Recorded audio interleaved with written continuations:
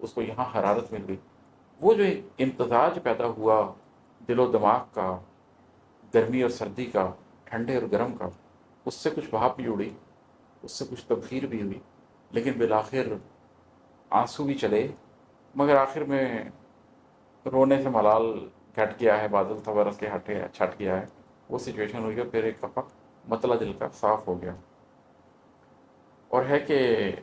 اپنے خوابوں سے ڈر گئے کچھ بار، کبھی سپنوں سے کھیلتے آئے، اپنے خوابوں سے ڈر گئے کچھ بار، کبھی سپنوں سے کھیلتے آئے۔ زندگی میں کبھی ایسا ہوا کہ جو خواب نظر آئے ان سے ڈر گئے، کبھی سوتے ہوئے خوابوں سے ڈر گئے، کبھی جاگتی آنکھ سے دیکھے ہوئے خوابوں سے ڈر گئے، اور کبھی ایسا ہوا کہ انہیں سپنوں سے کھیلتے آئے۔ ہوتا یہی ہے کہ انسان کبھی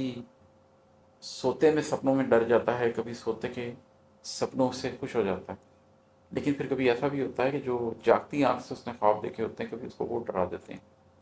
اور کبھی پھر وہ عادی ہو جاتا ہے اور ان خوابوں کی طرف چل پڑتا ہے اور ان خوابوں کے ساتھ کھیلتا ہوا اپنی زندگی گزارتا ہے۔ تو میں بھی اس دور سے گزرا، کچھ عرصہ اپنے ہی خوابوں سے ڈرتا رہا اور فیصلہ کیا کہ میں اتنے مشکل راستوں پہ نہیں چل سکتا، پھر رفتہ رفتہ ایکسیپٹ کر لیا اپنی ڈیسٹنی کو، اس ریئلٹی کو۔ اب ان خوابوں کے ساتھ ہاتھ میں ہاتھ ڈال کر چلتا ہوں، ان کے ساتھ کھیلتا پھرتا ہوں، اب کوئی فرق نہیں پڑتا۔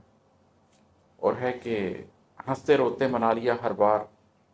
ہنستے روتے منا لیا ہر بار، اپنے لہجوں سے کھیلتے آئے، اپنی ذات کو بالآخر اسی طرح ہنستے روتے منا لیا اور اپنے ہی لہجوں کے ساتھ کھیلتے آئے، کبھی اپنے اوپر سختی کی، اپنے ہی لہجے میں درستگی لے آئے، کبھی اپنے اوپر نرمی کی، کبھی جذباتی ہو کر اپنے آپ سے بات کی، کبھی سخت ہو کر اپنے آپ سے بات کی، لیکن کسی طرح ہنستے روتے ڈانٹتے ڈپٹتے اپنی ذات کو منا کے ان مشکل راہوں سے نکال کر اس جگہ لے ہی آیا جہاں پر وہ نفس لوامہ کی بیٹل لڑنے کے لیے تیار تھے۔